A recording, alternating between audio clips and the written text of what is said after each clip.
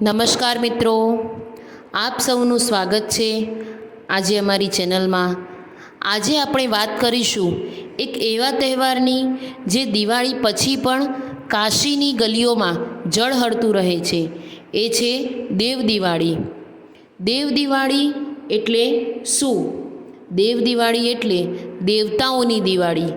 કહેવામાં આવે છે કે કાર્તિક પૂર્ણિમાના દિવસે ભગવાન મહાદેવના આશીર્વાદથી સ્વર્ગના દેવતાઓ કાશીમાં આવીને ગંગાની આરતી કરે છે અને દીપ પ્રગટાવે છે। આ તહેવાર કાશીમાં ખાસ કરીને ગંગાના ઘાટ ઉપર બહુ ઉત્સાહપૂર્વક મનાવવામાં આવે છે। હજારો લોકો ગંગાના તટ ઉપર દીવા પ્રગટાવે છે, જેનાથી આખી કાશી સોનાની કાશી બની જાય છે।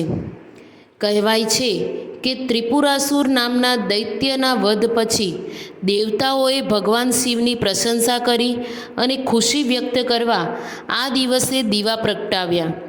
એ જ પરંપરા આજે દેવ દિવાળી સ્વરૂપે ઉજવાય છે।